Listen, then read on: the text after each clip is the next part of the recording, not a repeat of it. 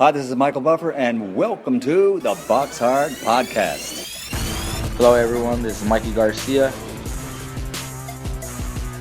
It's the monster from the swamps, Regis Rougarou Prograis. Hey, what's up? This is King Carlos Molina, former IBF world champ.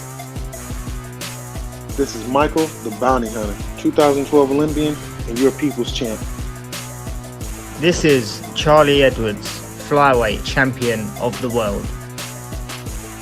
This is Fast Eddie Chambers, and you're listening to the BoxHard Podcast with my main man, Joey Coastman. Hello everybody and welcome to episode 305 of the BoxHard Podcast. I'm your host Joey Coastman. I'm joined as ever by the main man himself, Mr. Fast Eddie Chambers. Eddie, welcome to the show. How are you, man? I'm good, my man. How about you? Always good when speaking with you, Eddie. We have a lot to go over, so let's dive straight into the review part of the show. After that, we'll speak to our sole guest. It's just going to be one guest on this week's podcast. It's going to be Michael Mckinson. After that, of course, in part two, we will do the news and the preview part. So like I said, let's dive straight into the review part. We're going to start here Friday the 13th at the Plaza de Toros de Puerto Banús in Marbella, Andalusia, Spain, over here.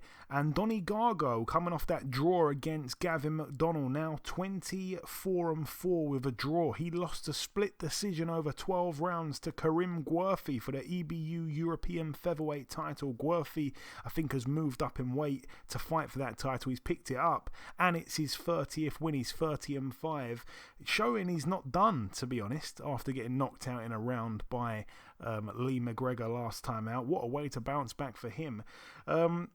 Moving out now to the Hotel Atlantis in Dubai, United Arab Emirates. Over here, Anthony Sims Jr. with a win, now 21-1. He knocked out in 9 rounds Hernan Perez, who's now 8-4. That one was for the vacant WBA Intercontinental Super Middleweight title. Sims, I believe, after the fight, called out Rocky Fielding. I wouldn't mind seeing that one.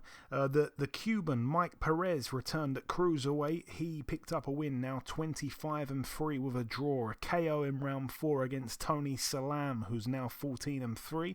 That one was for the WBA Intercontinental Cruiserweight title. Austin Trout with a win, friend of the show, in his 40th fight. He's now 34-5 with a draw. A unanimous decision over 10 rounds against Alejandro Davila, who's now 22-3 with 2 draws. Very close on the cards, on one of them at least.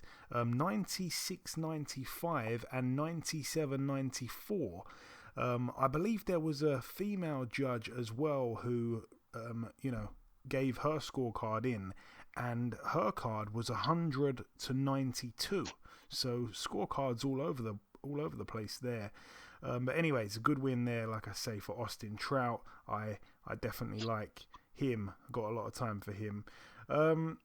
Moving out now to the Matchroom HQ Garden in Brentwood, Essex, United Kingdom. This one was on DAZN. I'm going to start with the undercard here. Win for Hopi Price, now 5-0. He beat the previously undefeated 5-0 Claudio Grande, and he had him down from a left hand in the 6th and final round. It was just before the bell went. He was absolutely gone. It would have been a stoppage if there was another 10 seconds in that fight. A win on the undercard as well for Zelfa Barrett, now 26-1. He was able to knock out in 4 rounds Virial Simeon. Simeon was down in the first round from a body shot. He didn't actually knock him out, but he retired on his store at the end of 4 rounds. No surprise there. Virial Simeon now 22-7. I think he's been beaten in like 5 of his last 6 fights. A win for Joe Cordina as well, 13-0. A KO in the very first round against Joshua Hernandez of Chicago. He's now 10-4. A KO. He absolutely destroyed his opponent, Joe Cordina. It was the same punch he threw 3 times as well. The 1-2, boom, boom, boom, boom, boom, boom. Third time unlucky for Joshua Hernandez, who I believe is managed or trained by Rick Ramos, the guy that, of course, trains Jessica McCaskill.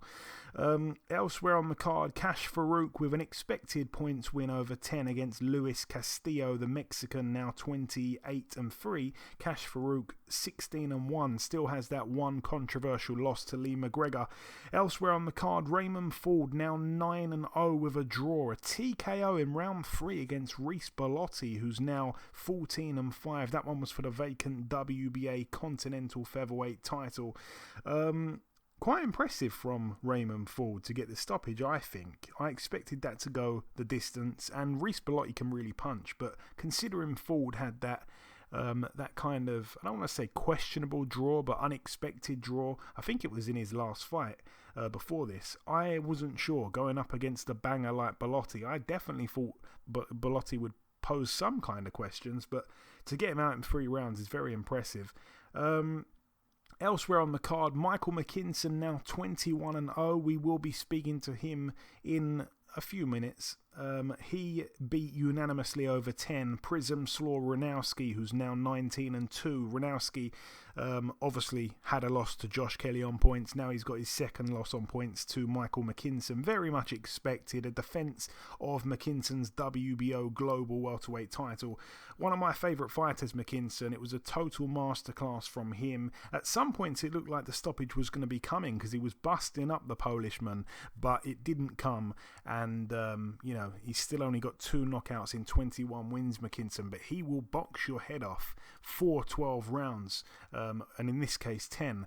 But no, really looking forward to seeing where Mckinson goes from here. Like I say, one of my favourite fighters to watch. I remember watching him at York Hall early on in his career, the very first time I ever seen him fight, and I thought, wow, he has got something. And that was years ago. Now he's still undefeated, and he's proven it on the big stage. The main event, Joshua Buatsi now 15-0, a TKO in round 11 against Ricards Bolotniks, who's now 18-6 with a draw. Bolotniks down in the 6th round, and like we say, in the 11th round. Buatsi had a point deducted in the 8th for repeated low blows.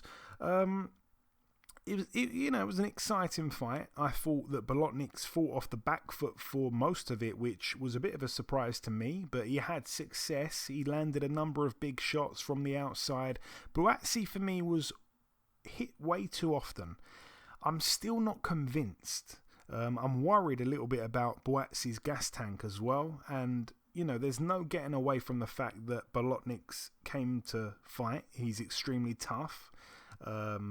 For Buatsi, it was a good win considering Bolotniks winning that golden contract tournament and being in the form of his life. Bolotniks, like we said, he hadn't lost a fight since years ago against Mchunu.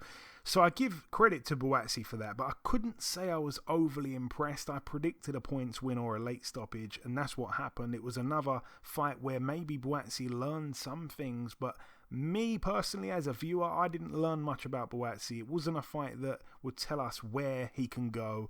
I'm desperate to see him stepped up. I feel like he's the slowest move in 2016 Olympian from the Team GB Olympic team by some distance. And as I said before, myself and Buatsi are from the same estate in Croydon. I mean, I hope he proves me wrong and can become a dominant world champion. But right now, I honestly would favour Anthony Yard, Lyndon Arthur, Callum Johnson and Craig Richards over him at the moment. But I really want to be proved wrong. I like Buatsi. He's a nice guy, very, very humble. But yeah, for me to favour, 1, 2, 3, 4 guys over you domestically, I don't know. I want to see him prove me wrong, but I feel like he's still got a lot of a lot more fighting to do for me to change my mind there. But all the best to him. He's training out there in America under Virgil Hunter, and I don't know if that fit is a good one for him, but we'll see what happens. All the best to him. Moving out now to the Dignity Health Sports Park in Carson, California, USA. Over here, Gary Antonio Russell, we had him on last week's show, 18-0 going in against Emmanuel Rodriguez, former IBF world champion, 19-2. An accidental head clash within the first 16 seconds of the round caused the fight to end. A no decision in the end, so that was a shame, because I know Gary Antonio Russell was very much looking forward to that fight there. It was a big step up actually, and I thought it was going to be a really close fight, but yeah, hopefully we see it rescheduled. I didn't actually see the fight or anything like that, but I heard it was called off straight away, and I've looked. It's 16 seconds, I believe, officially. Unbelievable. For a fight to be ruled a no contest that quickly, that's got to be one of the quickest ends to a fight ever. Yeah, elsewhere on the card, Juan Carlos Payano picked up a win. He's now 23-5, a win over Raymond Tabagon, who's now 22-13 with a draw. He retired on his store at the end of round 5. He was down in the first round as well. Payano was cut from an accidental head clash in round 2. Rashay Warren picked up a win. He's now 19-3. He was able to KO Damian Vasquez in 2 rounds. That was a really good knockout as well. Vasquez was down in the first round as well. Vasquez now 16-3 with a draw. Elsewhere on that card, Brandon Lee as well with another win, another knockout win for him. First round KO against Ezekiel Victor Fernandez, who's now 28-5 with a draw. He was down 3 times in the first round, Fernandez. Brandon Lee, I mean, he's, I think, signed to Mayweather Promotions. He's a very exciting prospect, 23-0, like I say. And the main event of that card, John Real Casimero, now 31-4. He was able to beat Guillermo Rigondo over 12 rounds, a split decision. Rigondo now 20-2. It was for Casimero's WBO bantamweight world title. I only saw a few rounds of the fight because it clashed with other fights that I was watching live, but you know, in a way, I chose the right fight because I decided to watch the other fight, which I think was the Virgil Ortiz fight. I chose to watch that instead of this fight here. And it was the right choice because, I don't know if you know this, Eddie, but Rigondo Casimero broke the record for the fewest number of punches landed in a fight in CompuBox history. So, yeah, the punches that were landed and the punches that were thrown, it was ridiculous at times, the lack of action there. But that is not every Rigondo fight. But yeah, I mean, Casimero at times was banging his gloves together and kind of, you know, let's fight. This is a fight kind of thing. Rigondo making him miss wildly. It was weird. Moving out now to the World Congress Center in Atlanta, Georgia, USA. Over here, we had return to the ring for Anthony Peterson, fight number 40. He's now 38-1 with a draw. He's got the first win of his career in a few years because he's been inactive. He had, I think, a no contest, a draw. Anyway, he picked up a win over 6 rounds unanimously. He won every round against Jairo Lopez, who's now 27-13. On the undercard, once again, Hasim Rahman with a win, a first round knockout against Nathan Bedwell, who's now 5-18 with a draw. Hasim Rahman 12-0. Sharif Rahman as well, his brother, he's now 5-0, a unanimous 6-round decision against Donis Reed, who's now 3-9 with a draw. Moving out now to the Palladium in Worcester, Massachusetts, USA. Over here, heavyweight Cassius Chaney, 21-0 now, a unanimous decision over 10 against Sean Del Winters, who's now 13-6, 98-92, 97-93, and 96-94, all for Cassius Chaney. Friend of the show, really pleased for him. Moving out now to the Hard Rock Hotel and Casino in Tulsa, Oklahoma. Over here, let's start with the undercard. A win for Trey Lippe, I think his name is, a prospect to perhaps keep an eye on. He's now 18-0. He went the distance for the first time. He had 17 KOs in his 17 wins going in, and he went the distance against Don Hainsworth, who's now 16-7 with a draw. So yeah, unanimous win there for Trey Lippe. Albert Bell, another prospect with a win, 19-0, a unanimous decision win over 8 against Julio Cortez, who's now 15-3. We had Jason Maloney, now 22-2, a unanimous decision over 10 rounds against Joshua Greer Jr., who's 22-3 with 2 draws. Hasn't really had a smooth ride recently, Joshua Greer Jr. It was for the vacant WBC silver bantamweight title. Joshua Greer, friend of the show, I actually wanted him to win because there's this thing where if you've been on the show, I want you to win all your future fights. So I wanted him to beat Jason Maloney, and in the main event, Andrew Maloney has been on the podcast, so I wanted him to win. It is kind of strange. Arnold Barboza Jr., now 26-0, a unanimous decision over 10 against Antonio Moran, who's now 26-5 with a draw. That one was for the WBO International Super Lightweight title. He's very brave, Moran. He really showed a lot of heart in there. Before we get to the main event, the grandson of the greatest, Nico Ali Walsh, made his pro debut. Jordan Weeks was the opponent, 4-1, so a winning record, but he was absolutely terrible. And you know, we forgive Nico Ali Walsh. It was his debut for that one there, but yeah, he got the fight done. It was crazy because when he got in the ring and you know the first bell went, the Virgil Ortiz fight had finished, and they were kind of getting ready to make the announcement, and Steel or whatever the hell they say. And Nico Ali Walsh got his fight done before they even announced the winner of the Ortiz fight. So yeah, it was literally over in the first round. Lovely punch picking from Nico, similar to his grandfather in the way he dances on his toes. I quite like that. He was wearing a pair of shorts as well that were specifically made for his grandfather, which was kind of cool. He picked his shots really well. Good power, good judge of distance and balance, it would seem. It was a perfect debut. I was really happy for him and his family, but like I say, the opponent, if we're being honest, was quite bad. Not sure where they got him from. Had a winning record but couldn't really get out of his own way.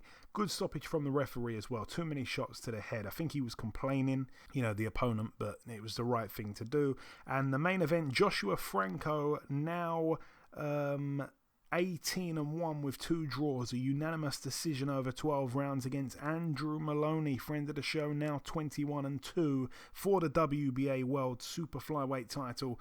I was scoring the fight early on, but my scorecard I don't think was fantastic. I felt that the energy that Maloney brought early on was quite impressive. He was almost too aggressive at times.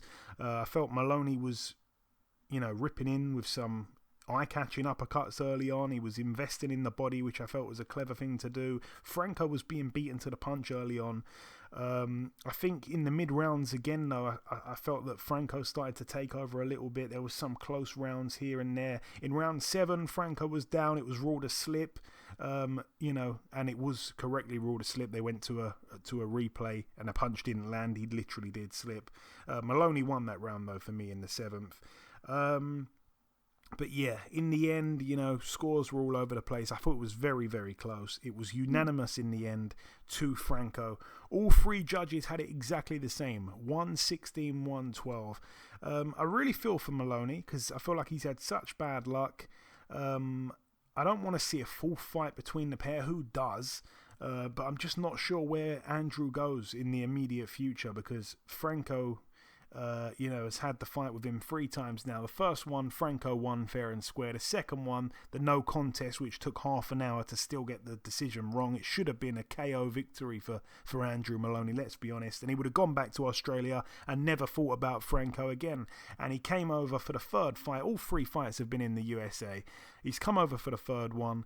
He was fighting well early on, and then, Franco ended up winning it. Like I say, it was close on my card, but I'm not sure how good my card was. I was watching a lot of boxing. I was up late. I was tired. That's my excuse. But, I'm not sure what he does. He was devastated. I've spoken to him a little bit. He seems, like his head's in a decent place. But, yeah, he was very devastated afterwards. He was, apologising to his family back home. It was quite hard to watch that interview he did.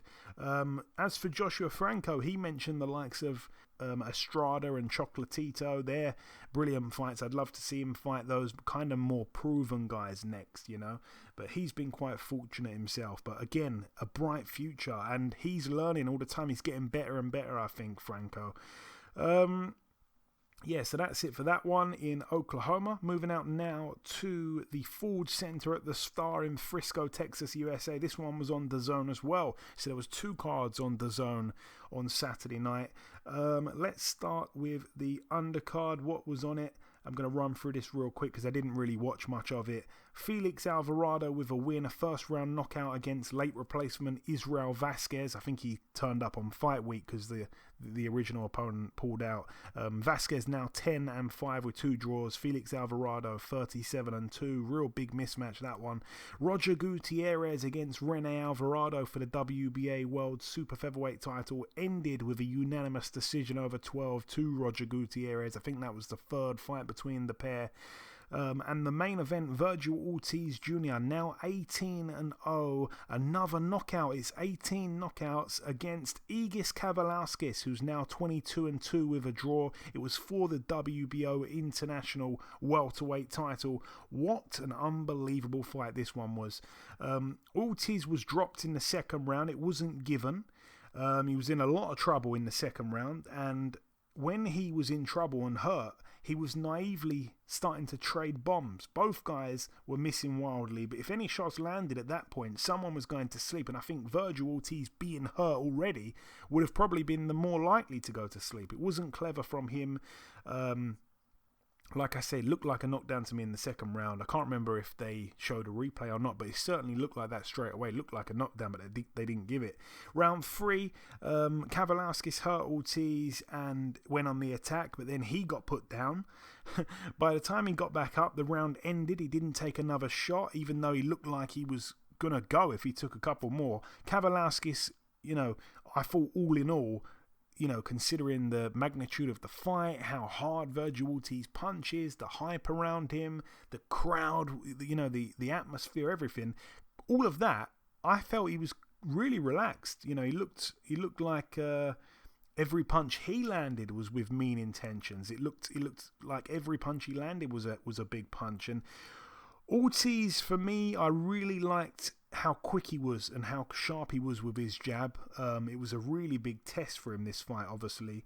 And Kavalauskas just showed his toughness. He's a real warrior, man. What a nightmare for so many guys at 147. I think he was kind of written off after that Crawford fight by most people. For me, absolutely not. Some people forget he should have been credited with knocking Terence Crawford down in that fight. They ruled that one a slip as well.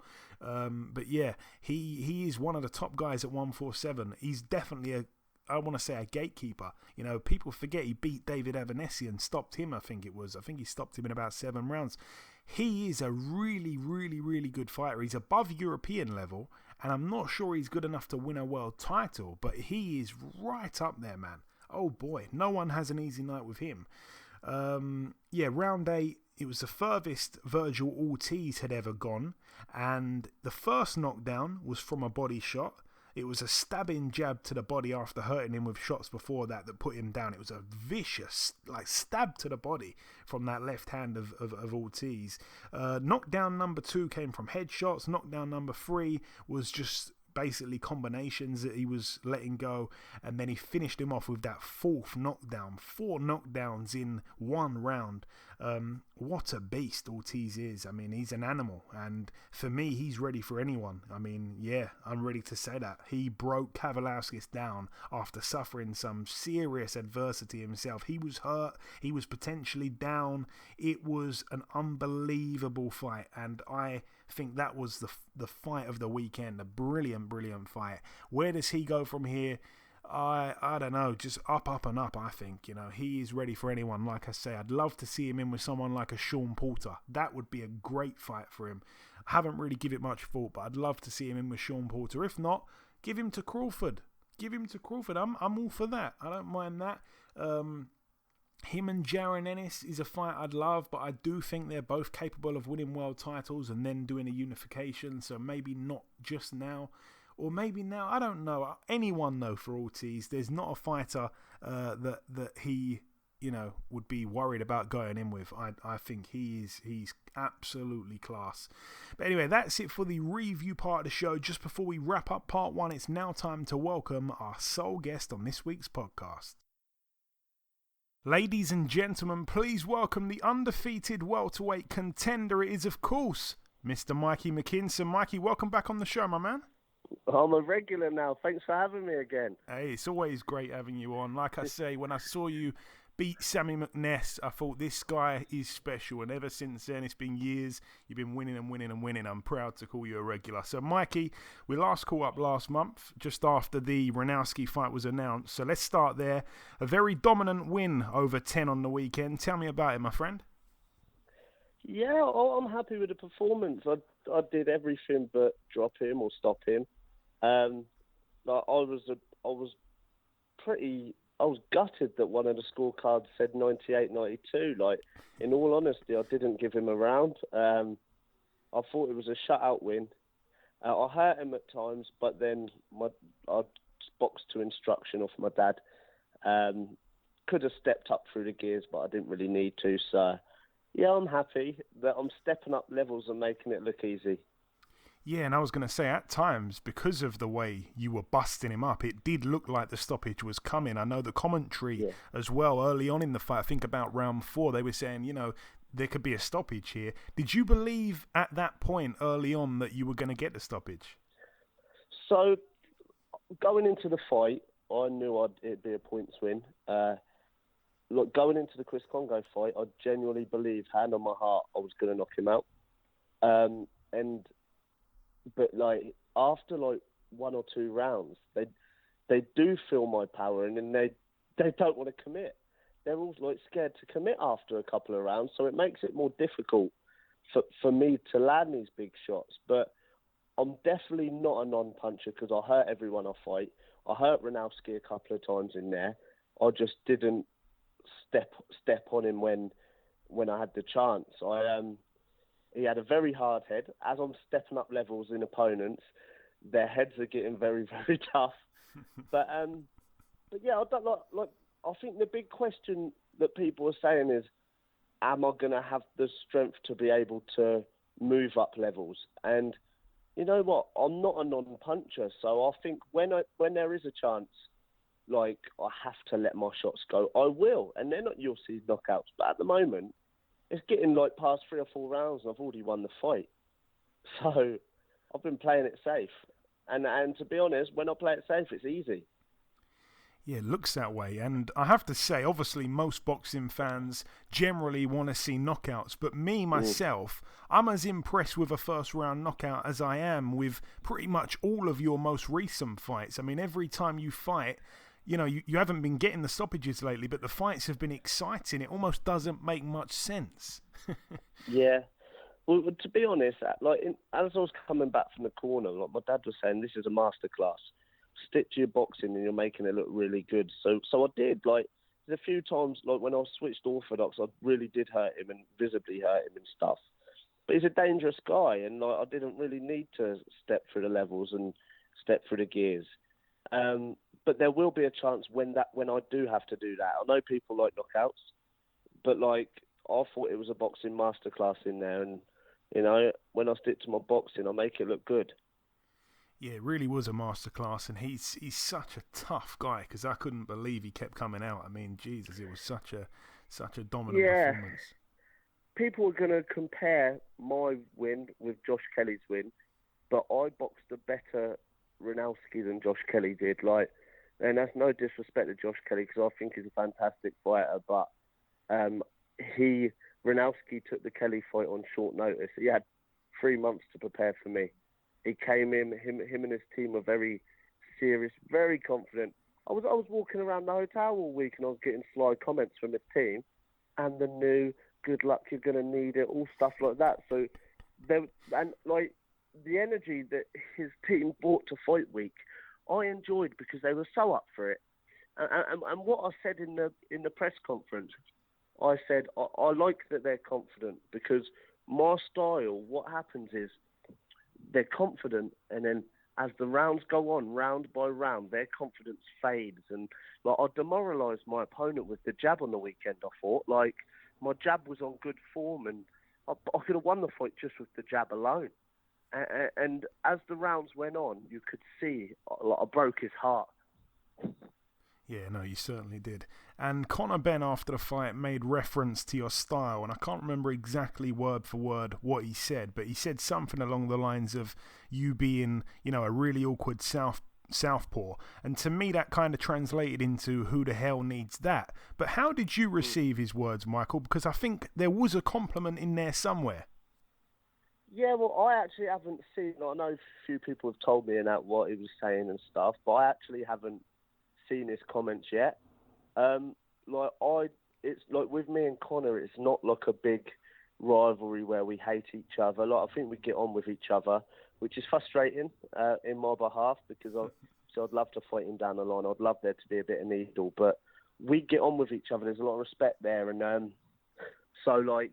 There would have been a compliment in there somewhere, and he doesn't need to fight me. He doesn't, because he's a big enough name to basically call the shots on who he wants and stuff like that. And if he gets the Khan or Brook fight, then fair play to him. Like, I know that's who he wants, but I'm always here. And anyone domestically, other than them two big guys that deserves the Conor Benn fight, is me.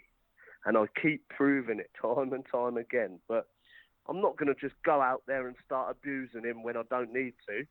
I'll stay respectful, and then hopefully one day if I can get that fight, then we can talk. But until now, I'm just respectful to each other, really.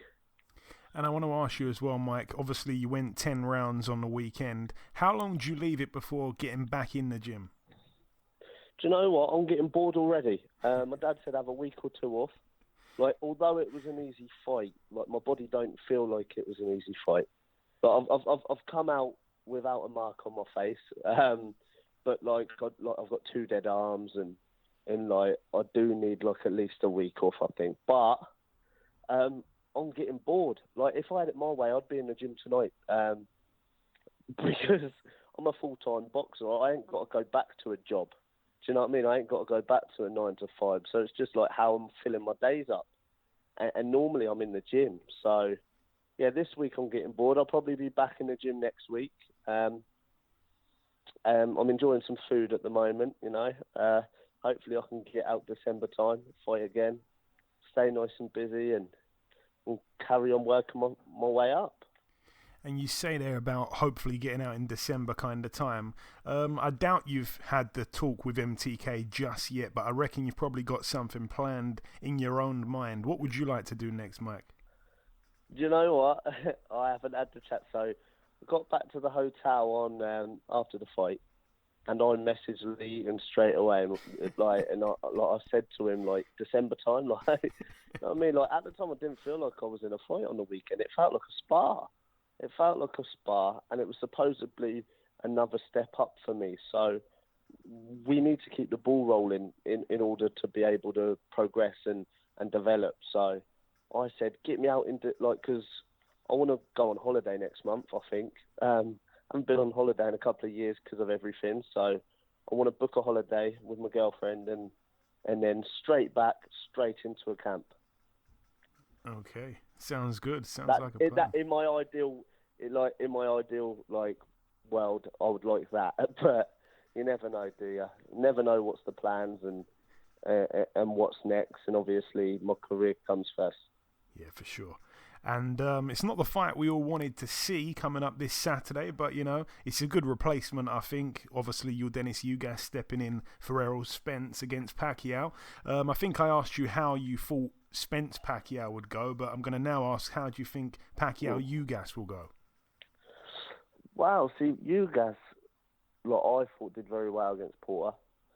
But I would back Pacquiao to win on points, maybe a lot closer than what, it could be like a very close points win for Pacquiao, and I think it will be his last fight. But people wrote Pacquiao off before he beat Thurman, and that must have been 2 years ago now. Like, even myself, I was one of them naive people that doubted Manny Pacquiao because he's been about years. He's been in a lot of fights, and he is getting on. And like when he boxed Thurman, I was thinking, well, maybe Thurman's got this, and look what he did there. You know what I mean? So I think it will be another Pacquiao win against this Ugas. But the question is, how many more fights has he got? Even if he fights Ugas and calls it a day, he's gave a lot of people a lot of great nights, hasn't he? Oh, for sure, absolutely a legend. And it's looking like Crawford's next fight is going to be Sean Porter. I think they're talking about it going to purse bids. Interesting style matchup as well. How do you see that one going, man? I think Porter will always be in good fights. Like he's got that engine. He's very aggressive, but I think Crawford's a level above. I think the only fight out there for Crawford would be the Spence fight, or if Josh Taylor came up, like that would be a great fight as well. I just think Crawford will have an answer for Porter. Yeah, okay. Should be a good one once again. And just finally, Mike, before we wrap it up, if you've got any closing words just to the listeners before we let you go, say whatever you like, my friend. Yeah, well, I know, like, my win on the weekend, it moves me. Well, I've got a solid place in them WBO rankings, you know, so a big shout out to my management team for getting me into good positions for good opportunities and stuff. A big shout out to Eddie Hearn for giving me the opportunity of a lifetime to be able to showcase my talent in his back garden and obviously sign me on a free fight deal. So my end, all I can do is stay focused and keep learning, keep developing, and who knows where I'll be in a year or two's time. But I'm working myself up them WBO rankings. And it's absolutely a pleasure watching you win in the ring. And, every fight is such an exciting one. Like I say, listen, Mikey, it's always a pleasure speaking with you, my friend. Congrats again on the win. Thanks for your time, and we'll speak again very soon, I'm sure. Thank you very much. Okay, now it's time for part 2 on this week's show. This part, of course, the news part of the show. We're going to start here with the fact that Sam Eggington has had his fight announced for September the 10th. We knew he was fighting at that date and that venue in Coventry. But yeah, his opponent's been announced. It's going to be against Bilal Jakitou, who is an undefeated Frenchman. I think he's about 15-0, something like that. So yeah, that one is that. Lee Wood has signed a promotional contract with Matchroom. Again, not sure how many fights they're going to have together, but it's obviously another good signing there for Matchroom. Moving on now to the preview part of the show. We're going to start here with a card that takes place tomorrow at the Comrade Dubai in Dubai at the United Arab Emirates. Over here we have, I'm just going to mention the main event really. It's Shavkat Rakhimov, 15-0 with that one controversial draw. I don't want to say controversial. It was a close draw with Jojo Diaz. He's back. He's still undefeated. He fights here for the vacant IBF World Super Featherweight title against Kenichi Ogawa, 25-1 with a draw. We all know him, of course, for controversially beating Tevin Farmer, but then having the decision overturned to no contest after he tested positive for a banned substance. He's since then gone back to Japan, somehow got back in the rankings. I don't think he served the ban, or if he did, it wasn't for too long. And he's back, and like I say, here he is fighting for a world title.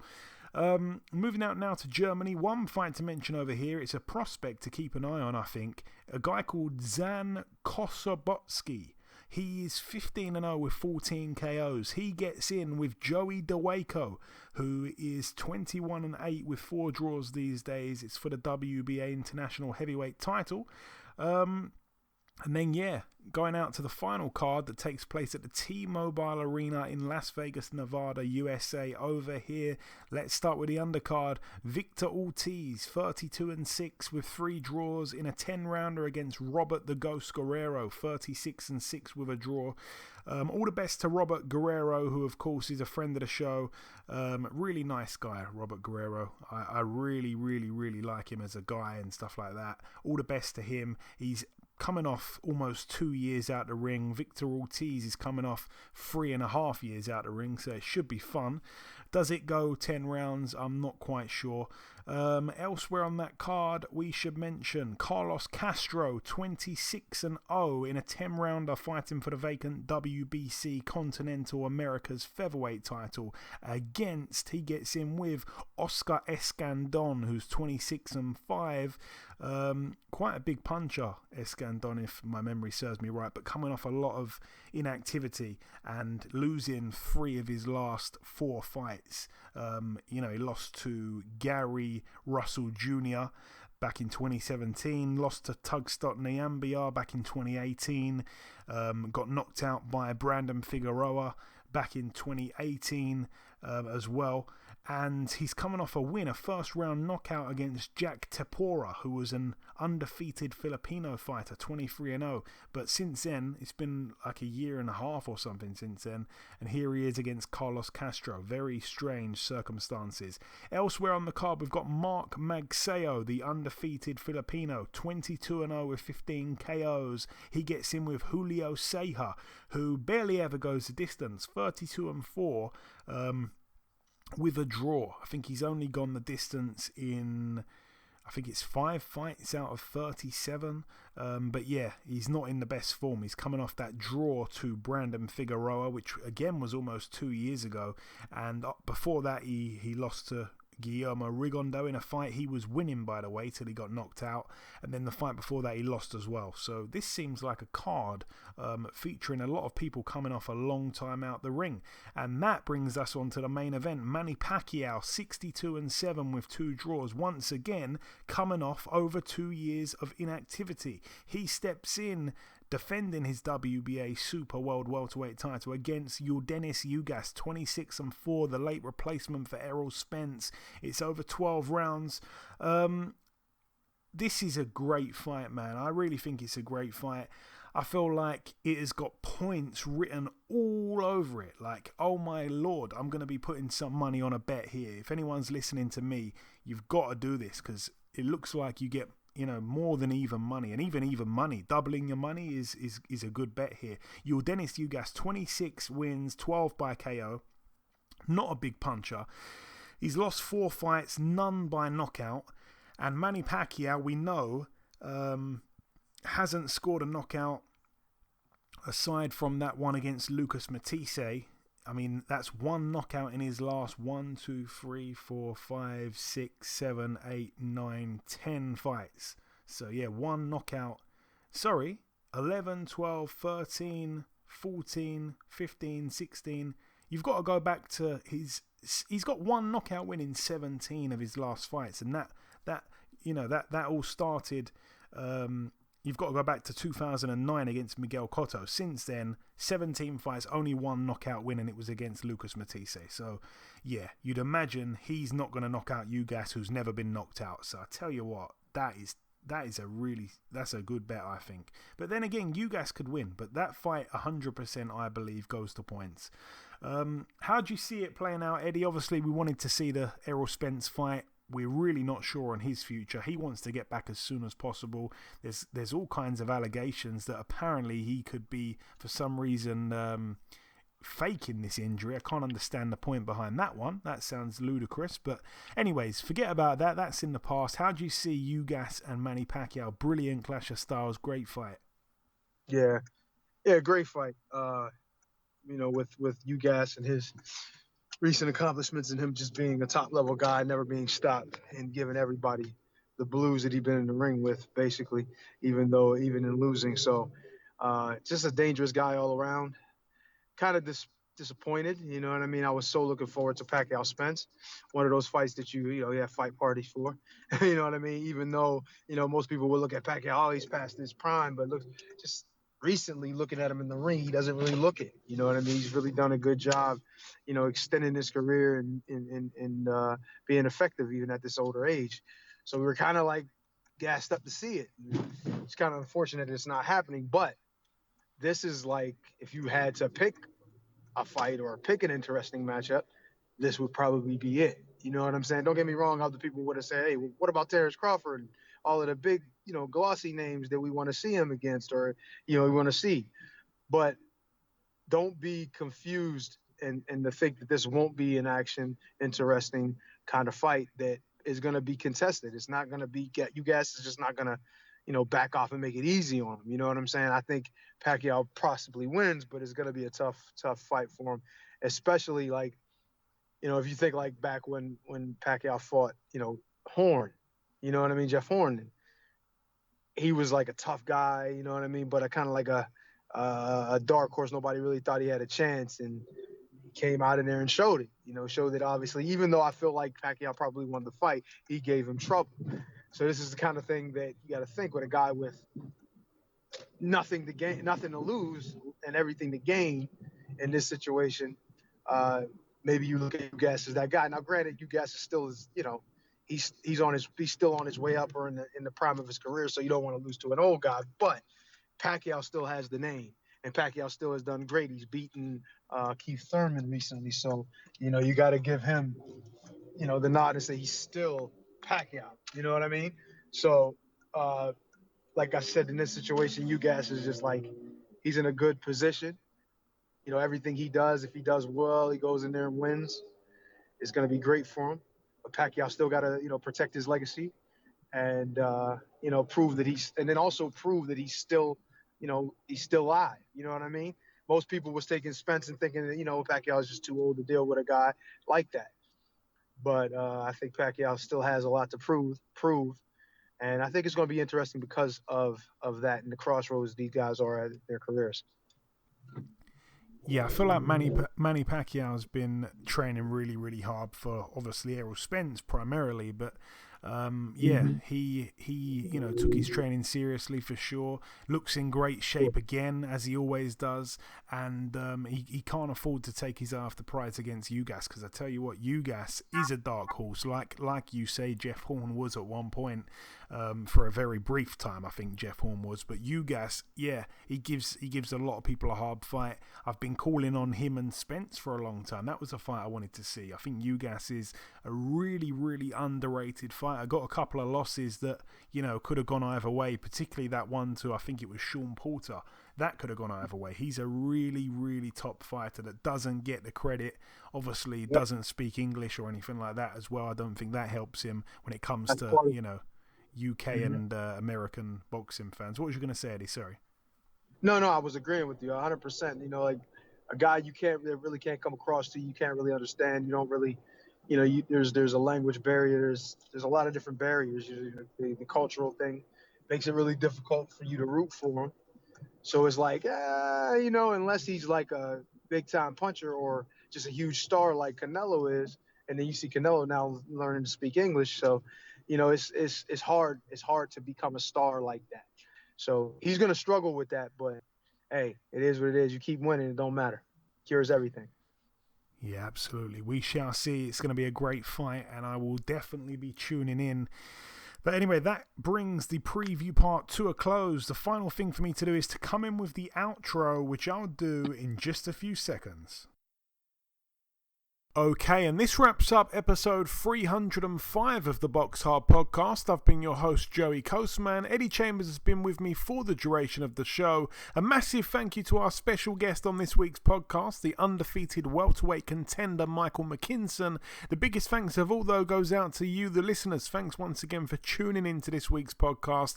One piece of news has broken whilst we've been recording the show. Callum Johnson's opponent's been announced for his fight set for September 11th. He'll be boxing a Serbian fighter by the name of Marko Nikolic, who boasts a record of 27-1. Remember, if you do need a discount on Manscaped products, you can use the code BoxHard for 20% off and free shipping. But that's about everything from myself. Enjoy your weekends, people. Stay safe, and we shall see you all again next week.